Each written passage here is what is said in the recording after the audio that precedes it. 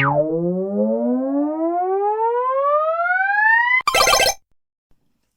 and welcome back to another video. So, the giveaway for Demon Throttle is still ongoing.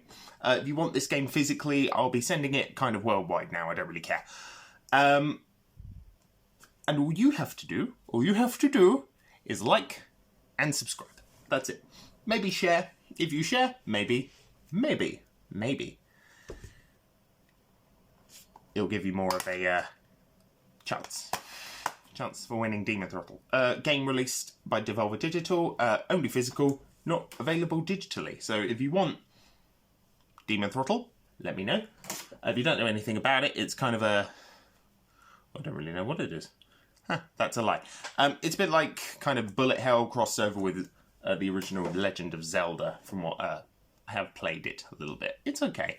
It's not really my cup of tea. I have been playing, however, other games. Lots of other games. I've been playing lots of other games. I've had some time off, so I figured I would play through a good chunk of them, and I'd talk about what ones I've been playing today. We've got my Game of the Year. At the moment, my Game of the Year is 100% Unicorn Overlord. My wife bought this for me a couple of weeks ago, and I have nearly 100%ed it. About the only things I haven't done are the really arbitrary grinding to make sure that every single town has a dude in it, and the treasure maps. I haven't done the treasure maps, but really solid tactical RPG. Very, very solid. Really just a hell of a lot of fun. It doesn't quite beat out Three Houses or especially Triangle Strategy, but it's a damn close third. Damn close. The only thing that really edges out those prior to is story and characters. And I know that's a big part of this, but that's not that the story's bad. It's just very, very Tactics Ogre. Well, actually, it's not Tactics Ogre. It's very Fire Emblem 1. It's very Fire Emblem 1. You know, the prince has been dethroned. He's gathering up an army to fight off these evil assholes who've taken his throne and nearly killed his mother. Yeah, it's solid. 100% my Game of the Year. The only thing I wish from it, I want a New Game Plus, because the game is just genuinely that good. It's so much fun. And I want to be able to play through it with all of my units. I want to play through it at level 49 or something. What am I now? Yeah, level 49. I'm level 49. Most you can do in the post-game, unfortunately, is just kind of finish off any stuff you've missed. And do the final battle again. Well, you can romance someone different, but I'm going to be honest with you, it's not really worth it. You don't really get anything out of it. So... yeah, it's fine. It's good. It's fine. It's great. It's great. It's a solid, solid, solid game. I did buy something else, however, around that time. Something else came out very close to Unicorn Overlord at the beginning of March, and that was, of course, the re-releases of Star Wars Battlefront 1 and Star Wars Battlefront 2 in the Classic Collection. I love Battlefront. I do.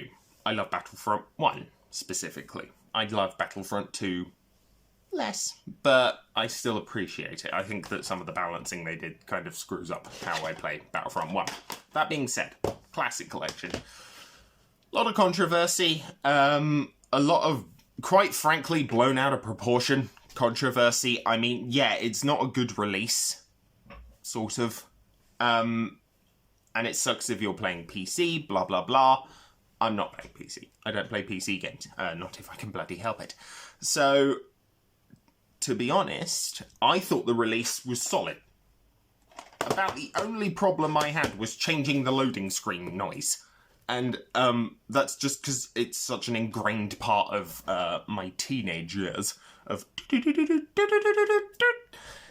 if you know, you know. And the fact that they removed that is ridiculous. So yeah. They removed it. I'm sure that down the line they'll edit it back in. As for the online play, I don't care. What I do care about, quite frankly, is the fact that Battlefront 1 on the original Battlefront 2, sorry, on the original Xbox has 4 players locally. Battlefront Classic Collection has 2. Now, if I'm playing with just my wife, that's fine. But if I want to play with my wife and some friends, can't do it. Which is annoying, and which I found out a little too late after buying the bloody thing. Now, when they released this game physically, because Asper have released all of the classic Star Wars games physically, I will probably buy it. I bought it digitally just strictly because I didn't want to wait. And that's rare for me. Very rare. We played it around a friend's house. It was fun. It was a lot of fun. I'm going to be honest with you. The 2 DLC characters, which I'd never played before, never played a Sarge Ventress or Kit Fisto. Kit Fisto is the green-haired tentacle dude from episode 2 and 3. He gets killed by Palpatine in the 3rd one. Lasts like 3 seconds. To be fair, lasts longer than the other 2 dudes who lasted 1 second. But yeah, they both suck. They do. They really suck. They don't play well at all. Especially a Sarge Ventress. She's got like weird lightsaber nunchucks, and they've got about as much range. Well, they've got about as much range as Kirby's punching fist. Little stubby hand that he has. I don't know why he's on my desk. He's just chilling. But Battlefront is not the only shooter I've been playing recently. I've been playing an inordinate amount of Halo. An inordinate amount of Halo. I've played the first one, the second one. I finished 5 again the other day. The more I play 5, the more I like it. From a gameplay perspective. And on a level-by-level basis, I think it's fantastic. On a story level, it's shit. However, I think Infinite's multiplayer is considerably better. It reminded me of Reach. I haven't played a Halo game online in about 40... No? Yeah, I haven't played a Halo game online since 2013. That was the last time I played Halo Reach online. I didn't play Halo 4 online at all. I beat its campaign and went, yeah, that was pretty good, and then moved on. Here's the kicker. I liked what they did with 5. I liked the gameplay. I thought it was really solid. I like pretty much all but one of the levels, and that's the braking, because it's shit. Halo Infinite, by counteraction, has the single worst campaign in the franchise. And if you've seen my Halo video, you know that. So why did I go back? I wanted to see if it was still the same. I wanted to see, because I went back and played Halo 5 first, and I liked it. I did. I liked it. It was different. It was, its own thing. And that's okay.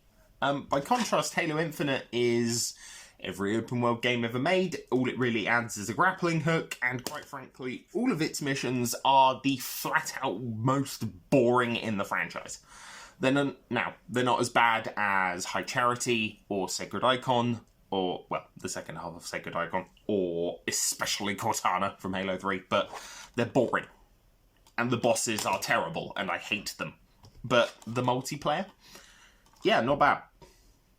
Not bad at all. I want to play some more of it down the line. I'm debating on getting an Xbox Series X so I can play it in HD. But to be fair, I think I'd also cut off my own leg before I bought another Xbox console. Yes, I've been burned. Burned badly by the Xbox One. I don't even own one. It's my wife's. Just because I refuse to play it. I refuse to buy one again. I may. We'll see. I'll probably just buy an Xbox One, download a bunch of my classic arcade games onto it, and that'll be about it. Maybe play the 10 games I've got worth playing on it. Yeah.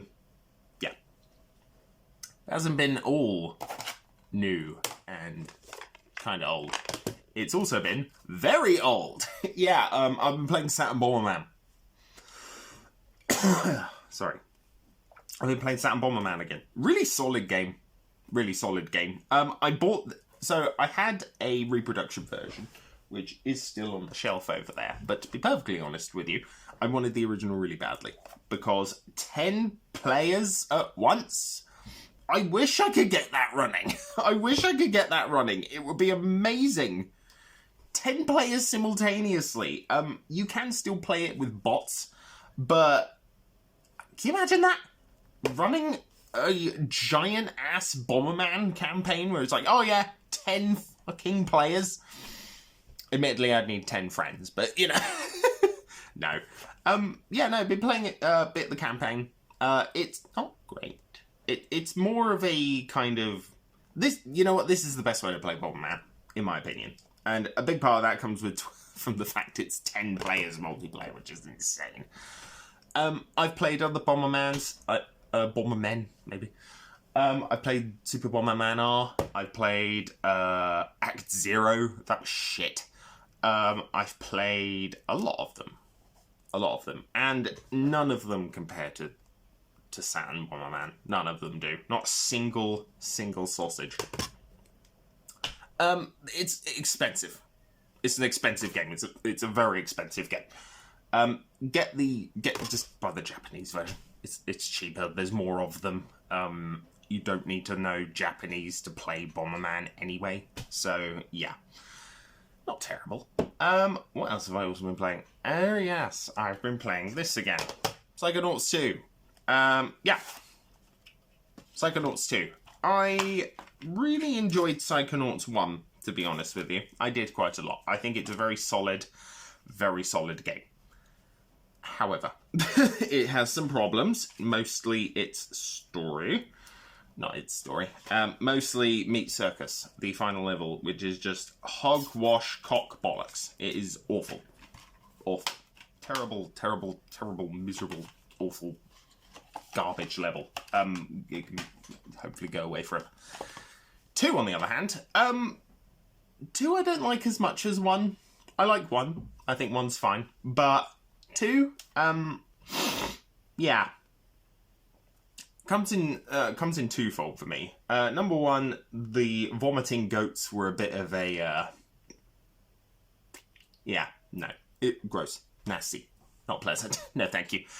Also, the level that they were really selling it off in the, in all the marketing for Psychonauts 2, was, the Psyking Sensorium. And I'm going to be honest with you, in fact, it's so prevalent that it's two of them on the back. Yeah. Can't really see that well. Thank you, ring light. Yeah. Vibrant sensations, bright colours everywhere, borderline unplayable for me. Too bright. I couldn't really look at it, to be honest with you. I couldn't really look at it. Even turning down, even turning down the brightness on the telly didn't work. You'll hear more about my thoughts on that next week. I'm going to do a big old PlayStation 4 collection video. That'll be exciting, won't it? Final game I've been playing. And by playing, I mean I played it today for an hour. Shining Force 3. You may remember a couple weeks ago I got this. I finally got around to playing it. It's really good. It's solid. It's very solid. It's a very, very solid strategy RPG. Been playing it a little bit on the Polymega. A little bit on the Polymega. It's okay. It's not just okay. It's good. It's a solid game. I don't know if I can recommend picking this version up, strictly because you're missing out on 2/3 of the story. So, if you don't know, Shining Force 3, when it released in the West, was part 1 of a 3-scenario story. So there were 3 different games, essentially, for Shining Force, and I believe all of the save data interacted with each other, kind of preceding, like, Mass Effect, which is mad, by a good, 10 years? When we got it over here, it was just the first scenario with its ending edited to be, to be more in line with what the actual ending of the story was, which is okay. Personally, not ideal. But, yeah, a very, very solid game that I'm probably going to play all the way through, we'll see. And, yeah, that's kind of all I've been playing, really. Mixture of RPGs, first-person shooters, and Bomberman, as well as Unicorn Overlord. Buy this. It's very good. I'm not sponsored. I wish I was. But yeah, solid game. Brutally fantastic. Love Vanillaware's take on the strategy genre. Well, strategy RPG genre. I don't think they've done something similar, to be perfectly honest with you. But yeah. So, that's it for another week from me. Remember that Demon Throttle will be available to those who like and subscribe. And if you share, maybe let me know. Maybe it'll sway my judgment. We'll see. But let me know. That'd be greatly appreciated. And that's me signing off for another week.